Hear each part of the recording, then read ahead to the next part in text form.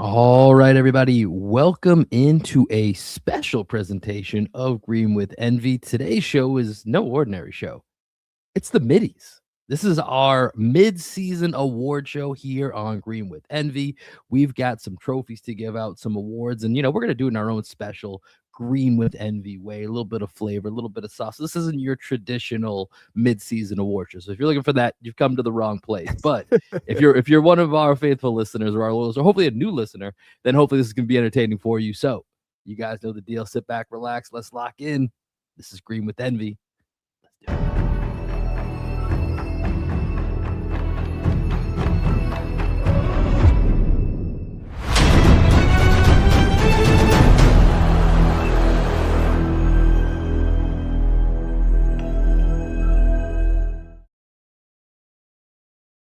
What up, what up, what up? Welcome into another edition of Green with Envy. As always, your boy Will, we're checking in. How you doing? How you living? And tonight I'm doing double duty here as your host of our first ever The Middies.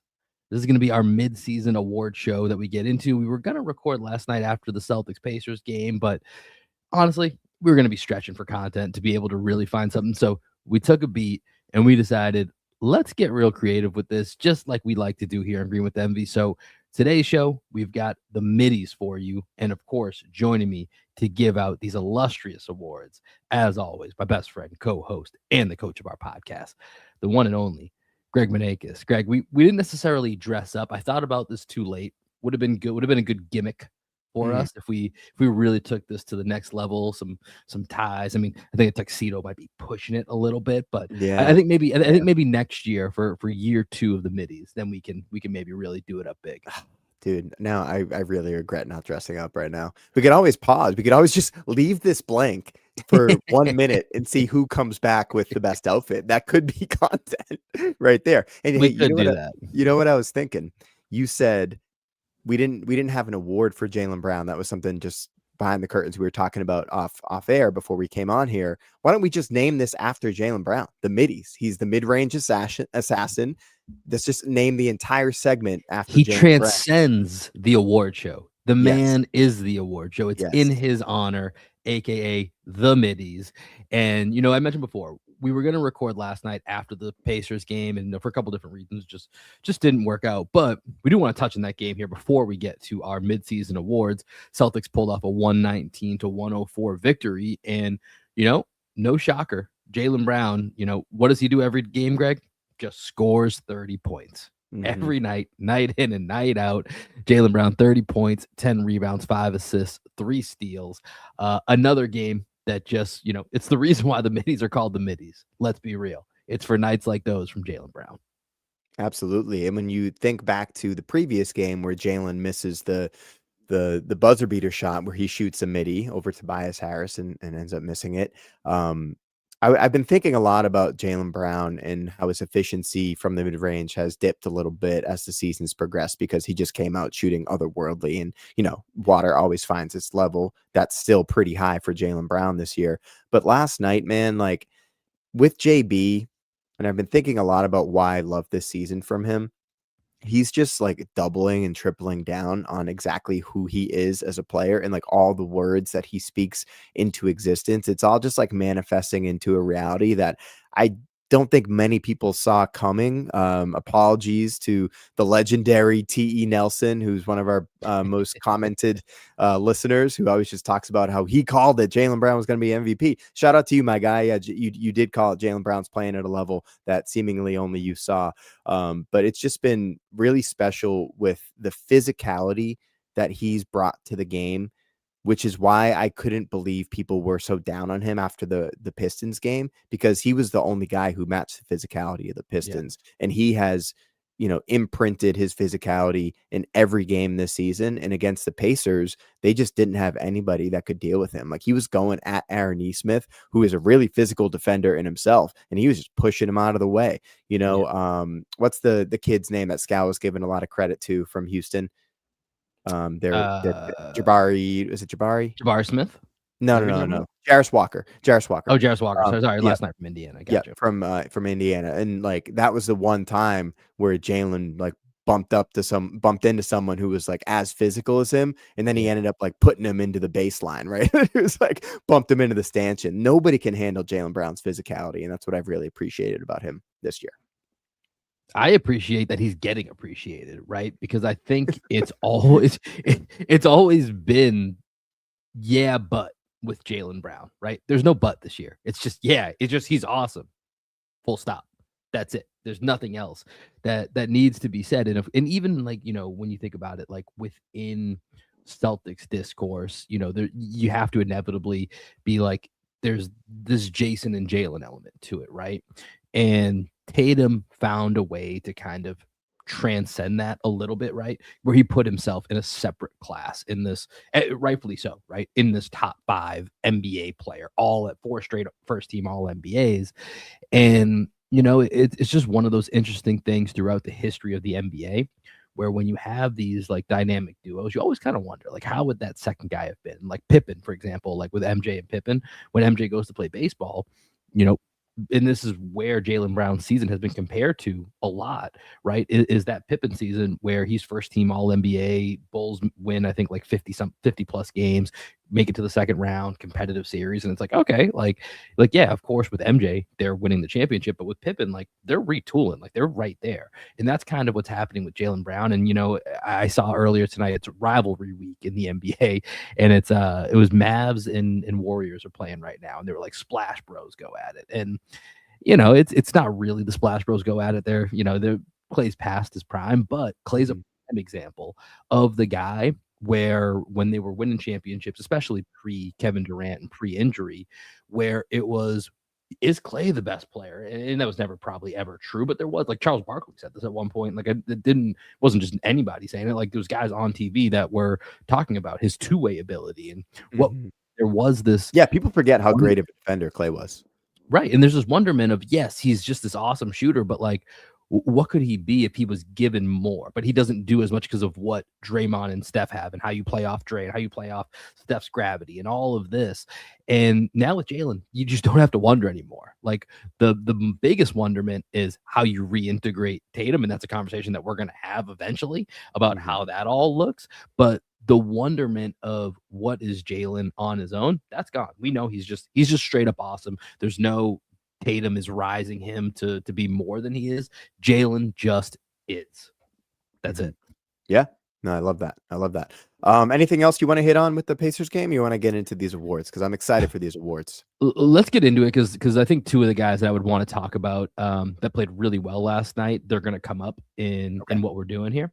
So let's go ahead and let's get into our first ever Middies Awards. So this is just going to be awards that we wanted to give out through the midway point of the NBA season. We're in the dog days of the NBA, like right, like we could do more trade talk. We've done trade talk. We know what the Celtics need. We know the handful of players. Like we just can't get there. We have 2 weeks until the deadline. We'll have more conversation on that. But right now, we want to have a little fun. Make sure that we shout out, and I think especially for me, I tried to shout out a couple of guys that we talk about, but we don't dive deeply into enough. So we've got a couple different awards here. We'll explain them as we do. These are going to be some very long-winded awards, and they're going to have pop culture references. They're going to be referencing things that we talk about in the show. So hang in there. I'll just leave it at that. Hang in there as we go through these awards. Greg, would you like to give out the first ever award, or would you like me to do Ooh. the honors? I think you should do the honors because just pulling the curtain back, you have more awards to give out than I have. You have 4, I have 3, so I think it makes Yes. sense for you to go first. All right. So giving out the first award here at the Middies today. This award is a shout out to Game of Thrones. Just came back the other night. And I don't know if you saw the new I spinoff haven't that watched is it yet. now available. I do recommend it. I think we're in for a good time. I wouldn't say the first episode to me was amazing, but I like where it's going. I love the idea. It's kind of a comedy, which is really interesting. It's a Mm. very different Game of Thrones style. So, A Night of the Seven Kingdoms. So my first award here is going to be the Game of Thrones Winter is Coming, but Spring is Around the Corner award, and it goes to congratulations to Derek White. He is the winner of the Game of Thrones Winter is Coming, but Spring is Around the Corner award. So, Greg, we came on the show a couple weeks ago and we were kind of doing our all-star picks. And I really felt very confident. Like Derek White has such a rock solid case. He has been dog shit shooting the ball since then. Like just horrendous. And so shout out to Chris Forsberg. He had this really great statistic the other day. I mean, maybe you saw this graphic or not, but apparently January is just not the month for Derek White. So in this particular year, so right now in the month of January, Derek White is shooting 24.7% from three and only 36.9% overall. I think his all-star case has gone by the wayside, just to be real. But when you actually peel back the curtain and kind of just look at his numbers across his career here, so it's pretty staggering, Greg. So points per game, and I'm going to go through three different stats here: field goal shooting, 3-point shooting, and points per game. Let's start with his points per game just throughout the year. So in October, his average is 15, November 14.6, December 16.2, January 13.4, lowest it is in any month in his career. 17.3 in February, very key to remember. February, big bounce back year for Derek White, a big bounce back month. 17.3, 15.2 in March, and 13.6 in April. Let's go to his 3-point shooting. In October, he's a 37.5% shooter. November ticks up to 39.2, settles back down to 36.9 in December. January dips down to 33%. February, we get a jump back up to 43%. March, 38%, or excuse me, 37.4%. April, 37%. Kind of, and water finds this level, but January, again, the month that it's dipping the most. Overall field goal shooting, basically, he's the lowest he goes in any month is 43.6%, except for January, where he dips down to 39.7% field goal shooting. So winter is coming and winter is here for Derek White. And apparently winter is not kind to Derek White, does not like January. And when you think about it, we talk so much about the, JJ Redick induced shooting slump of the past. I think even 2 out of the last 3 years before, JJ switched from podcasting to coaching is when we saw that dip. And I hadn't placed it, but apparently those must have been in January when the Derek White shooting. No, I remember. It's funny. I remember listening to a podcast one Christmas. I was just like outside walking, and it was either them talking about the Derek White slump, or it was Derek White on the JJ Redick podcast right before the slump. So it's funny that you mentioned that. Yeah. So Derek White right now, hang in there, guys. January is almost over. We're January 22nd right now. February's around the corner, and those numbers in February jump up real nice for Derek White. And he's been, and here's the thing, his numbers, despite the fact that he's, shooting the ball so poorly, really from three. He's actually shooting better from two this month than he has all season, but he's just that bad from three right now. His other numbers are still great, right? Like he's still averaging like 2.5 stocks and average, 2.5, 3 stocks, 6 assists right now. Doesn't really turn the ball over. So he's still doing the Derek White things, but that shooting turns around. That's really going to be a big difference for this team, especially with some of the other guys in the way that they're playing that we'll talk about here. But Derek White, you are the winner of the Game of Thrones. Winter is coming, but spring is around the corner award. Love it, man. Well done. Well done. I think that was a great inaugural award here for the middies. Okay. I love the sound effects, by the way. Great. I didn't realize we had a live studio audience. Hey, sometimes you never know, man. People just in the chat. I don't know how they're coming through, but people were trying to beat down the door to find tickets to this thing, and we got to give the people what they want. Okay. My award. Let's see if I land the plane on this one. My award. I'm excited. This one's called the Tobias Funke Hair Plug Award. Okay. Okay. All right. So I'm workshopping this award, and I want to be very clear up top. I am not making fun of anybody. This is pure curiosity. Okay. Pure curiosity here. I might have to smack the shit out of you, it sounds like. So I'm calling this one the Tobias Funke Hair Plug Award. Now, I know Jordan Walsh has alopecia. Okay. That's not a joke. It's a very real thing. I'm sure it's been incredibly difficult for him to deal with his entire life. So this is not ridicule, right? This is genuine observation. And you, as my best friend, you started losing your hair when you were what, 18? Yeah, I think our guy Garo one of our best friends, Garo, called it out when we were like 16, and we were all like, dude, you're crazy. I just have short hair. And by 18, there was no denying it. Yep. So, cue the music. So the Tobias Funke Hair Plug Award goes to Jordan Walsh. Because am I crazy, Will? Or does it look like his hair is coming in a little bit lately? So I had not. I'll be honest. Greg had texted me something about this yesterday before the game, and I was like, I don't know, man. I have like had not crossed my mind. Watching the game last night, I think it was some point in the second quarter, they were fading away to commercial, and it just so happened that the camera angle, Jordan Walsh was coming through the main part of the camera, and I just see in the top right corner of the back of his head, I'm just like, there's a fucking hair patch. I was like, he was Mhm. like, I thought you were just seeing things, you're seeing shadows. I was like, Same. I don't know, man. I had I've been no thinking this for idea, weeks, dude. but That's the thing. I've been thinking this for weeks. And if his hair is growing back, like I love that for him. Truly, I'm all the way in on this. Um, I'll tell you obviously, this, the balding community, as a member of the balding community, which I think technically we qualify as alopecia members, but I don't I know, that think might so. be an Yeah, empty subject. But, we support this. That's just gonna put that out there. Full support I of love it. hair growing back. I love it. I feel like because you are follically challenged, that it's okay for me to talk about it on the show, right? But it does raise some Is questions, is is right? is this the equivalent of I have a black friend, but you have a bald friend?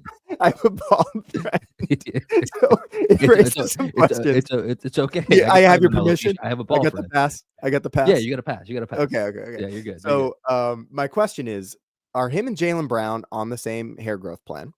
Okay. Is there a Celtics group chat where somebody dropped a link? Are they gonna get Derek White in on this? Because Derek White, he went bald a few years ago. And hear me out on this one.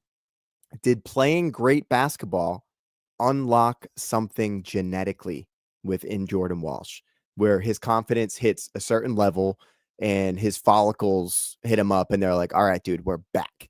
And that's kind of where I'm thinking here, because I dated a girl who had alopecia and it was like trauma related, stress related. So by the time Mhm. I dated her, I didn't know that she had alopecia. And like we had a heart to heart one night and she shared that with me, that like a few years back her boyfriend ended up dumping her because she had alopecia and like lost her hair. But her hair grew back, thankfully for her. So I'm not even joking when I say that like sometimes the body does respond to like a more positive environment and things do stabilize, which also kind of makes me think about when we had Drew on, right? Because Mhm. Drew was like, I don't know if we're even allowed to talk about that because we like almost referenced something with Jordan Walsh and alopecia Yeah. on that show, and I'm like, for the Now that Drew's middies, not here, we're letting it fly. Drew's not here. We're not NBC Sports Boston, right? I feel like we can ask this question, and I just want to say I'm rooting for Jordan Walsh. I'm rooting for him on the court. I'm rooting for him off the court. Everything included, follicles included, right? So I do think this is a good one for Jordan Walsh. He gets the first ever Tobias Funke Hair Plug Award. Let's just hope there's no graft versus host situation like Tobias went through in season 3. So, do we think that this segment or this particular award should be sponsored by Nutrafol?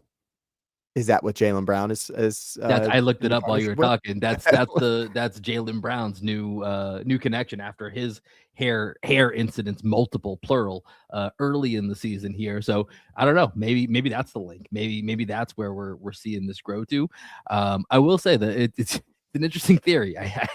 The confidence in Jordan Walsh is bringing back his hair, and hey, I mean, listen, for a guy who went from McDonald's All American, one of the most hyped players going into college basketball, was projected to be a lottery pick for, preseason and all throughout most of the college basketball season, falls to the early parts of the second round, comes in and, has played extremely sparingly in the first two seasons. And this is the first year he's really gotten an opportunity to kind of show who he is. Listen, I have no idea. I feel like I've been pretty confident at points. This thing ain't growing back.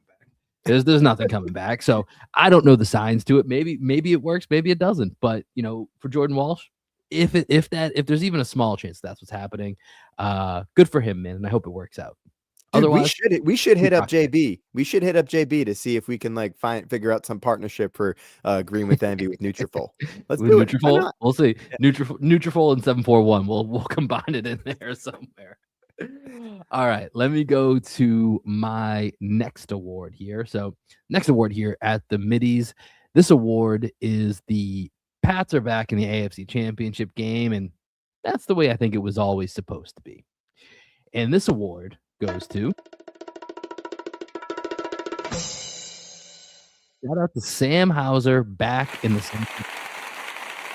this is one of the guys, Greg, when we were talking about the Pacers game last night. He's a guy that we easily could have talked about who was good last night. He's been really good for the last, month plus or so.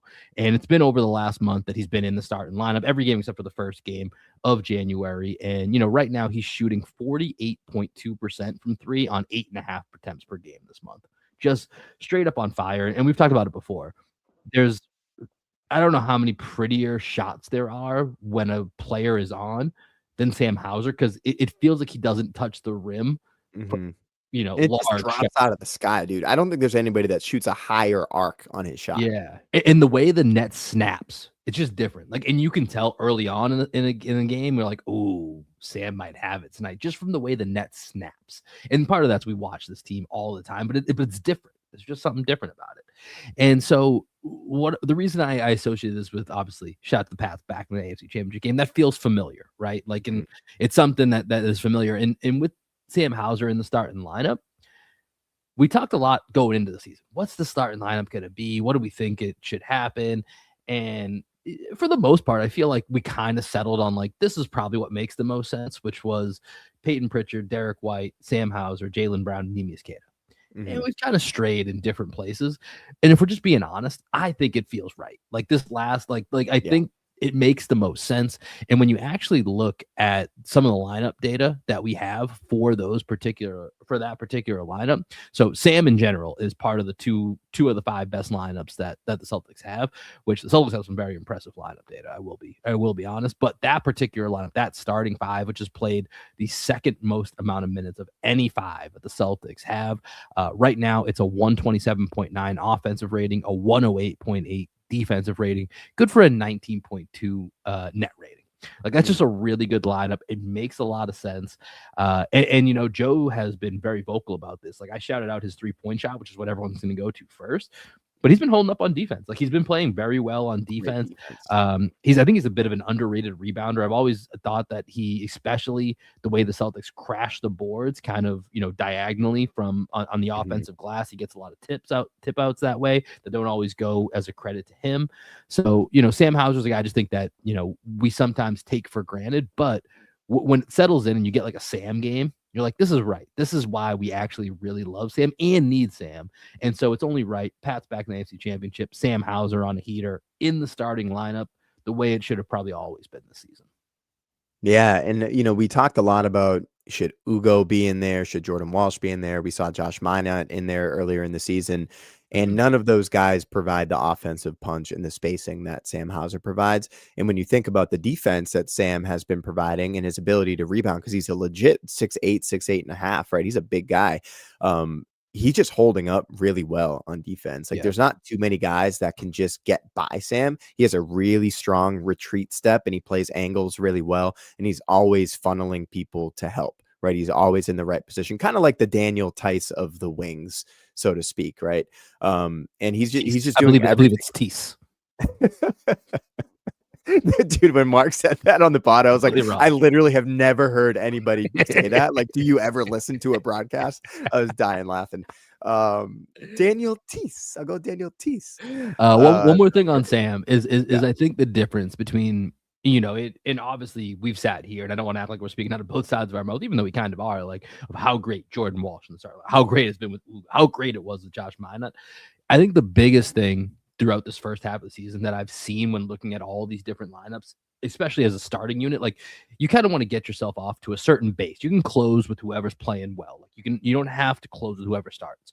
But I think the consistency of Sam and not just the jump shot, but the threat of his jump shot. Like there's Mhm. not a single night any team would go into a game plan. I don't like right now he's shooting unbelievably. He could come into the game shooting 30. He could come into the game shooting like Derek White has been in January, and teams are still going to go, no, that's Sam Hauser. He's like a 2% Mhm. shooter on the for his career. Like, we're Right. still gonna have to respect him. And that's something that consistently, at least from an offensive perspective, all of those guys, you're gonna set yourself up where at the beginning of the game, they're gonna go, all right, we're challenging Jordan Walls, we're challenging Ugo. And maybe some nights they step up and they hit it. That's great. But with Sam Hauser out there, it's just no matter if he makes the first two, misses the first three, he's just got something that right now those guys don't have on the offensive end that they can 100% claim to, that a team is going to have to game plan for. And I think that sets the team up for the rest of the game here by having that solid base in your starting lineup. And then as the game goes and the ebbs and flows and you want to make these different decisions, that's fine. But I think that's something that's really different about Sam versus the other guys that have been in that spot this season. I love it. Well said. Sam's playing great basketball. Okay, you ready for my next award? Let's do it. All right. So this one is NBA related. It has nothing to do with the Celtics. So I'm calling this one the Will Byers. I picked the wrong time to finally speak my truth award. Okay. So I'm pushing some boundaries here. You're right? going to the edge So here, man. Yeah. I'm going to the edge. So in Stranger Things, right, one of the big storylines is Will Byers is struggling with his sexual identity. So in this final season, he desperately wants to tell his best friend Mike that he's gay, but he can't muster up the courage. And he gets taken by Vecna. Vecna basically tortures him, making him face the reality. Real quick, spoiler alert, just in case. Stranger Things, True. spoiler Yeah. alert, just in case. Sorry it's all, if you haven't watched. That's why we're saying the spoiler alert. Then you can go ahead and say it. It's all Okay. good. So he gets taken by Vecna again, right? So in season 1, that's the whole thing, is Will Byers gets taken by Vecna. So he tortures him, making him face the reality that he is in fact gay, and shows him a world in which like his loved ones find out that he's gay, and then as a result of that, they abandon him. So in order to deprive Vecna of this power, with mere minutes before he and his friends go to try and save the world, he decides this might be a good time to not only bring Mike into the room, but to bring the entire party who's going to save the world into the room and share his true identity with them. Self-actualization is goodwill. Okay. Self-actualization during the apocalypse, just bad clock management. Enter 2 characters. Okay. The award goes to Jonathan Kuminga as Will Byers and Steve Kerr as Vecna. Okay. So this one goes to That was a long way to get to Jonathan Kuminga and Steve Kerr. So I want to hear. I got more. Okay. So this one goes to Kuminga for finally demanding his trade from the Warriors right before Jimmy Butler goes down with an ACL tear. Okay. And not to, Vecna style snap another limb, but I don't know if you saw this, Will. The other night, the Warriors go down 41-28 after the first quarter to the Raptors. First person in the second quarter, Jonathan Kuminga, ends up dropping 20 points off the bench. Okay. Steve Kerr had not played him since December 18th. He doesn't play in over a month, comes in the game, immediately drops 20. So this whole situation has been an absolute mess. There's blame on both sides, but I just still don't understand how you can banish someone from your team when your talent is middling at best, right? They've been struggling. They were playing better basketball with Jimmy Butler of late before he tore his ACL, but now it's like the deadline's here, and I guess we got to play Jonathan Kuminga. Question for go ahead. Question for you. Have you been on Twitter at all before this podcast? I don't have Twitter anymore. Okay. What? Well, then apparently not. As of 50 minutes ago, guess who left the game after hurting their ankle? Jonathan Kuminga. Jonathan Kuminga. Hilarious. That's so funny. Maybe Vecna got him. So furthering the analogs between Jonathan Kuminga and Will Byers, because I gave some more thought to this, Will. So Noah Schnapp was, who, by the way, person in the TikTok comments said that I look like Noah Schnapp. Like, get the hell out of here, dude. I look nothing like that. Okay, dude. How much did that mess up your week? Because it made my weekend. I was having a great time. I was having a great time with it. I was furious. How did it do it for you? I mean, I literally spent like 5 minutes looking in the mirror. Like, is it my eyes? Is it like I don't know, is it my brow? Like, what is my chin? Like he's got like a similar bone structure here, I guess. But anyways, as a child actor, he Oh, was so pretty good. great. I think it's probably him and Dustin, right? Season 1 as the best actors. But as his career has progressed, there have been some scenes where you'd see the talent, but typically only in situations where he'd have to like react and act and not have to deliver lines. Just like Jonathan Kaminga. You put him in the game, he doesn't have to rehearse anything. He just goes out there and he plays. A lot of parallels there. And you think about like Noah Schnapp after he kills it with the scene, like when he realizes that he has the power of Vecna, right? And it cuts away at the end of the first half of the 5th season. And then when we go back, spoiler alert, right? He delivers a monologue for the first like 30 seconds of the episode, and it's just so bad. And I'm like, is this bad acting or is this bad directing? Is this bad Mhm. coaching like Steve Kerr? You know what I mean? Mm. Like, were they the ones that were actually not allowing him to succeed within the environment? And maybe Kaminga will recover before the trade deadline, but as we just heard, his ankle snapped on him.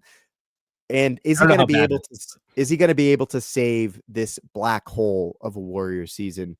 Either Kaminga and the Warriors close the rift, right, or they are banished forever into the upside down of 500 basketball. I'll give you some. I'm gonna give you your own little applause button here. That was pretty impressive to come all the way around on that. Connecting all of that took a lot of work. So I I want to spent give like an you. hour doing it. So let me ask you this: what sparked it? Because like we wanted to do these midseason awards, and I had mentioned I have a Stranger Things one that I was going to say for last, but I'm just going to do it next while we're talking about it here. But how did you even start to connect those dots? Well, in general, I thought that was like the worst scene of the season in Stranger Things. Oh, do I have an one that I think ups that? But I'll get Okay. to it in a So second. Danielle and I, as it was happening, we're literally looking at the screen like, dude, the world is ending. This is the moment that It's you right. choose to This is come the out to second, but everybody. that's number 2. It's so bad, and it goes on for so Like long. they could have done that scene Did so you much shorter. see, SNL parodied that part? They I had didn't. what's the other kid's name? Who's the guy, the one that Will's in love with? Mike. He was Mike. hosting SNL, and so I Okay. saw a clip where they were doing like, yeah, it's like Stranger Things spin-offs because we like the success. And one of the spin-offs was like Will still giving his speech. And so it was just him like, I wanted to tell you guys that I'm game for anything that we need to do to stop Vecna, no matter how much I'm a homeward bound towards finding a solution. And it just kept like going on and on like That's that. amazing. Yeah. It was really, really good. But that, yeah, first of all, I'll just say this about that particular character. I think he's so fucking annoying. But to your No. point, it feels like you're on the edge of like almost gay bashing if you say that at this point. And I'm like, I'm sorry. He's one of the most annoying TV characters I've ever watched, little kid or not. Yeah, he's just like a bad actor, right? And Danielle, I guess she doesn't like him, and for some of his like real life personal takes that he has or opinions that he has, so she's just like out on him. I don't really know what she's talking about, but she's always like, "Oh, I just don't like this guy." So Then why'd she marry him? I know. If I look so much like him, why we're not married, we're engaged. I was gonna say Okay. this is why you guys aren't married. Yeah. Yes, yes. Okay. Let me hear your Stranger Things award. I like it. I like it. Okay. I will go to my Stranger Things award. So my award that's tied to Stranger Things here. Stranger Things, how many endings do we need before this thing is over? This goes to Giannis Antetokounmpo and the Milwaukee Bucks. Nice. So with Stranger Things, man, how much did they pull out of this thing? Like, Jesus Christ. First, it's like it could have ended at season 4. It was actually a kind of fine ending, like right Mhm. around there before they had the last like 2-3 minutes. It's like, oh, that could have just been the ending right there. I get it. They want to keep going.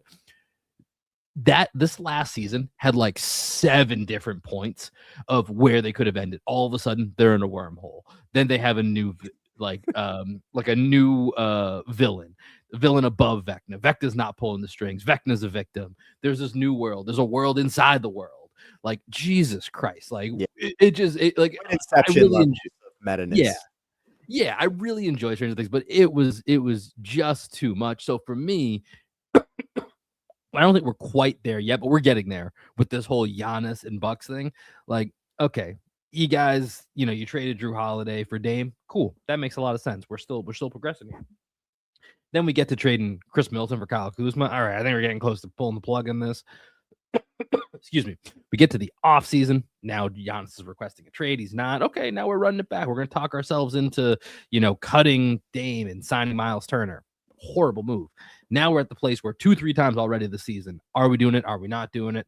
Giannis is making, very passive aggressive comments that he's trying to play off as I'm the good guy here. Don't talk to me. I have no control. So you have every control over about Yeah. what happens in this. You're booing the fans and like it's honestly at the point where can we just end this thing, guys? Yeah. Like, I get it. You guys had a good run. You won a championship. Stranger Things, you guys had great seasons. We didn't need to pull this out nearly as long as it went. We could have been a little bit more crisp with it. Giannis and the Bucks, you guys are kind of at that point, but honestly, I thought about it earlier today. The Bucks are probably better off taking this to the offseason because I don't know what they're going to get right now. And I've fallen in love with the idea of the Zach Lowe trade of Paolo for Giannis. I think that just makes a lot of sense. Like, I think and that can't happen until the offseason, but I don't know. This was a really interesting point for me. Giannis, where he might go in the offseason. I'm really tired of it already. And so I just kind of want it to end. To further this analogy, who is dipshit Derek on the Bucks? Dipshit Derek, what a classic character. He was great. It's got to be Kuzma, right? Yeah, I was hoping that you'd go there. It's got to be Yeah, Kuzma. I think it's the only person that it could be is Kuzma. But one last thing on Stranger Things before we go to your next award here. So you mentioned the Will coming out scene as the worst scene. Yeah. I raised you this. So after they solve everything, I don't know why the last 30 minutes of their high school graduation, playing Dungeons and Dragons, like Jesus Christ, it was like 30 minutes of just like, my God, like we don't need to know, like you could have wrapped this up in 5 minutes. Here's what they all did. Here's a montage. The absolute worst part of that is the 4 older teenagers who are then in college when they're sitting on the rooftop and they're talking about their fucking lives and what they're doing and how fucking uninteresting all of it is. It's one of those moments where have you ever just watched something and just like in the moment, you're like, this doesn't feel like it's a part of anything else that's happening.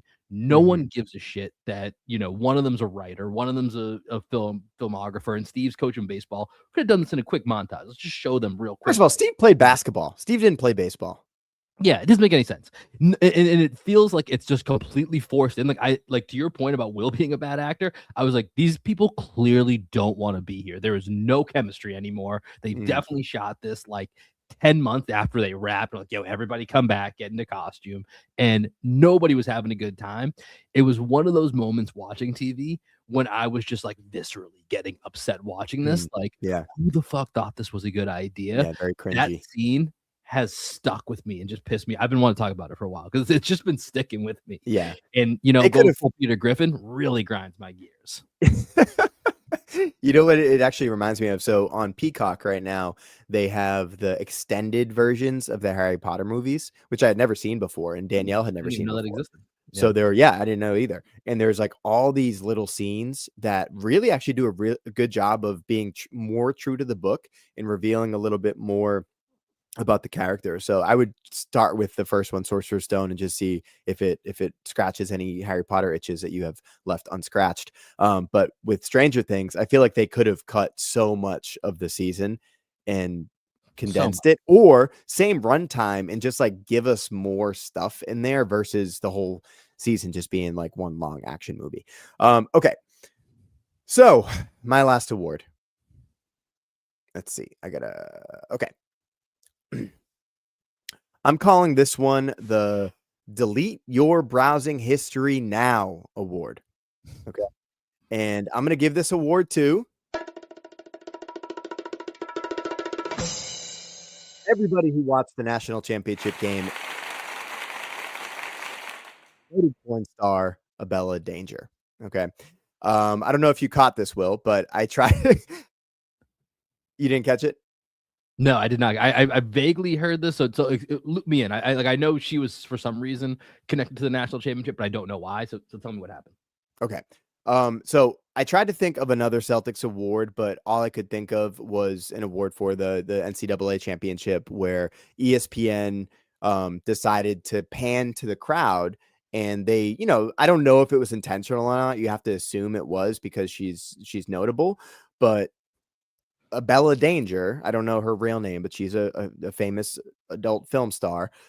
She was shown at the game because she went to University of Miami, and she's like a big Miami sports fan. She goes to Heat games. They show her at Heat games all the time too. Now, just for everyone at home, Will and I live in Texas. Okay. And I don't know if you know, but porn is banned here in Texas. As like, I think it's probably healthy that porn isn't readily available everywhere in the world. I just think it's unhealthy for the brain, especially for kids, right? Like you can't access it in Texas unless you want your identity stolen or unless you have a VPN, which I don't have. So I was listening to the Ariel Helwani show, that I like my UFC. So in preparation for UFC coming back this weekend, first event on Paramount Plus this weekend, he claimed that he didn't know who Abella Danger was. Right. And he asked his co-hosts, they were like, should I know? He's like, should I know who this woman is? And they're like, dude, come on. Like, you know who Abella Danger is. And he's like, I really don't. I don't know who it is. I don't know who it is. Like, I'm a married man with kids. I don't know who it is. And I was just thinking, like, maybe he was telling the truth. Because I remember when we were kids and I was out with the Eastie crew, shout out to the Eastie crew, and we were out in the wild and they saw a porn star that they all knew and I didn't know who she was. And it's not like I was Mhm. unfamiliar with the game. Like I was a teenage kid with internet connection, right? And I think it was this woman, her name was like Sarah J or something like that. And I remember them like losing their shit and like be like, oh my God, that's Sarah J. So what I'm wondering is because of ESPN showing a Bella Danger there, because I think she's retired. I don't know. I don't really know anymore, but I think she's retired. Are you But ever what I'm really want retired from the game, Greg? I don't know. It's a great question, Will. It's a great question. I'm sure she has her own OnlyFans or whatever. But what I'm wondering is how many people either researched for a Bella Danger or looked her up for the first time because they didn't know who she was. So I'm giving this Mm. award to all men and women out there. If you looked up a Bella Danger So question, after this championship game. when they showed her during the broadcast, Mm-hmm. you know how sometimes they're like, "Oh, Leonardo DiCaprio's here, Timmy Chalamet is down here." Like, especially at Knicks game, they always go around and be like, "Let's check Celebrity Row, Tracy Morgan, Timmy Chalamet." They didn't do that and put her name No, on no, the they just screen, did panned they? to the Okay, crowd, okay. like, it just looked like another student in the crowd, Right, so, right, like, right. But then a lot of everyone online was like, "Whoa, they like, showed, they you just know, showed a Bella Danger, like, okay." it was pretty crazy, but I was just, like, dying laughing at, like, how many people probably immediately went and, like, looked up who she was, because on the Ariel Helwani show, there he was like, "Can I, like, Google her right now?" And they're like, "No, no, no, like, No, not on the work computer, dude, do not Google her right now." But this is pretty funny. I will say I don't ever love the guy that's like, "Come on, dude, you don't know." Like now she's a pretty famous porn star, and like, I mean, even just the name, It just I'm sounds like sure. a porn Here's the star thing. name. I'll be honest. I'm sure I've watched the Bella Danger before. I could not remember that. Like, I couldn't swear on a Bible that I have, but I'm sure I have because I know the name. Mhm. And so, but I do hate the guy that's always like, "Oh, come on, dude. You don't gotta like lie around me." I'm like, all right, calm down, tough guy. Like the guy Yeah, that like knows that is like following a bunch of porn stars. It's like, all right, right. I'm sorry, I'm not at your level, dude. Yeah. Like, there's a few that may have escaped my, my general knowledge base. Yeah. So I can't. That's just one thing that jumped out at me. I can't stand those guys. But Well, I remember also, that was, like, the first moment because I thought, when I was a kid, I remember there was, like, a couple of, like, favorites that I had, right? And mhm. when all the Eastie crew was like, "You don't know who Sarah J is?" I was like, "I don't know who she is." Like, never heard of her. They're like, "Oh my god, dude." But anyways, that's my award. I like it. Great viral moment. Hopefully, nobody got in trouble out there for looking that one up. All right, let me go to my last award, and it's actually IU adjacent as well. So this is gonna work out, tie in pretty nicely here. So after Indiana won the national title, which by the way, it's still crazy. We're living in a world that Indiana Hoosiers are winning It's national wild. football Shout out to titles. the Hoosiers. Shout out to the Hoosiers. Hoosiers, shout out to them. But I saw, and I don't know if it was necessarily true, but it's what inspired this award. I saw that Mark Cuban, who's an IU grad, told Fernando Mendoza, or at least put it out like on social media, or put it somewhere that like, hey, let's run this back, and I'll pay you what you're gonna miss by going to, because he's likely gonna be the number one pick in the NFL draft. And like I said, maybe he was saying it in jest. I don't know, but this award here is the IU Fernando Mendoza. I don't know from who, but this guy is getting a bag award, and this big man, Nemius. We talked about Nemius Queta a decent amount this year, so it's not, surprising that I'm going in this direction. The man's going to get paid. And Greg, I've been thinking about this a lot recently as we coming up on the trade deadline here about how Anthony Simon specifically, who's like the biggest potential trade piece. And it's like, I don't like, he's been so good that even me, who's been very reluctant to, kind of give into the Anthony Simons experience, but I'm getting pretty on board right now. And it's like, I would still probably move him, but it's got to be one of those things where it's one of those trades where it's almost like a free agent signing trade, where it's like, we're using a guy that's expiring to get someone that might be here for 2 or 3 years that we can't sign, but this is our way, bringing someone new, not just for this year, but for multiple years. And so, we've talked about some of the characters that we've looked around, and one of them was Daniel Gafford. And I was like, I like Daniel Gafford. So I was like, there's a Mavs game on the other night. I watched it for a little bit. I was like, yeah, he's pretty solid. Looking at his contract, and he's making, I think, 17, 18 the next 2 years. Like, that's not bad. He's a pretty solid center. Then I thought to myself, like, is he even better than Nemius Queta? And like, I really couldn't answer the question. Like, it was really tough. And so I want to do a quick experiment with you here, Greg. What I'm going to do is I'm going to read you every center in the league that's making just under $8 million up to $20 million. Okay. And just as I'm going through the names, start either writing them down or just counting on your hands, like how many guys you actually think definitively are better than Nemius Queta right now. Okay? You ready? I'm ready. All right. So just FYI, there's a couple here that are like, I have it sorted by average annual value. There's a few poison pills. So a few guys come up twice. So I'll try not to repeat, but it may happen. Okay. I'm going to go somewhat slowly so you can kind of keep up here. Let's start at the very bottom. We'll go from 7.7 million up to 20 million. Donovan Clingan, Jalen Williams, OKC, Kevon Looney, DeAndre Ayton, Goga Batadze, Brooke Lopez, Jonas Valanciunas, Luke Cornett, Avika Zubac, Chet Holmgren, Rob Williams, Wendell Carter Jr., Steven Adams, Daniel Gafford, Wemby, given, Mitchell Robinson, Isaiah Stewart, Onyeka Okongwu, Zach Collins, Yusuf Nurkic, Santi Aldama, Jakob Poeltl, Jared Allen, Nikola Vucevic. How many guys do you have are definitively better than Nemius Queta? I'd say 11 or 12.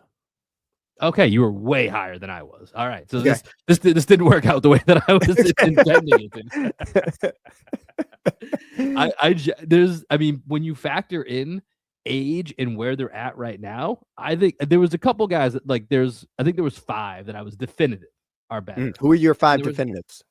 So out of those guys, like obviously you have Wemby, you have Jared Allen, I would say is better. Zubac is better. Isaiah Stewart, I think, is better. Well, and then I think Chet Holmgren. Those are the 5 that I'm like definitively. And I'll put Luke in there. Actually, let's leave Luke to the side for a second, because I think Luke falls into the second category of guys where, yeah, you could probably. I think you would probably have to say these guys are better because Nemius hasn't done it for long enough. But I'm not positive that they're actually better. Yeah. And that's where I get to the other guys where it's like Luke Cornett, Wendell Carter Jr., Steven Adams is a very different player. Like, he's just so specific that it's like, I think it's hard to judge 1-to-1. Daniel Gafford, which is what made me think of this, where I think it's actually a lot closer. Who are the other guys that like Donovan Clingan, probably going to go Donovan Clingan, but that's again, I think you could theoretically make the debate. Mitchell Robinson, the definitively better. The definitively better thing, I probably didn't 100% go definitive as I was doing it. I just think like, who would I pick right now is kind of going like gut reaction. Who would I pick when I had like 11 or 12? Clingan was one of them. Mitchell Robinson was one of them. Poeltl was one of them. I didn't pick Rob. Well I didn't well, pick. let me ask you this real quick, Mhm. especially on, like, Mitchell Robinson, because he's an expiring contract. So let's just use this as a hypothetical. So Yeah. there's 1 year left on Neemias Queta's deal, and I think right now this should be one of the top priorities in the offseason for the Celtics is trying to get Queta on an early Peyton Pritchard, Sam Hauser type deal. Yeah. And I think he fits somewhere in this window of this 8 to $20 Yeah. million, which is why I kind of certainly he's not gonna be up at the top at 20, but I think getting to that 8 to 12 range is potentially Yeah. where I mean, Queta Aiton got could what, settle. 8 or 9 from the Lakers? Yeah, he was somewhere in there. I Yeah. forget I where, think but he he'll might have make got what paid more. DeAndre Ayton makes. Right. So my point is, like, Mitchell Robinson, and this is where I put potentially Queta over Robinson, is like if you have to give one of them an extension next year where you're gonna get them for see, what's Mitchell Robinson at right now? He's at 2 years, 15. So even if we drop him down to 3 years, 13, you can give that to either Mhm. 13 per, him or Queta. Like, knowing the injury history that comes with Mitchell Robinson, are Mhm. you gonna choose Mitchell? Would you choose Mitchell Robinson over Neemias Queta? I think Mitchell Robinson's better, but because of the injury history, I would go Queta.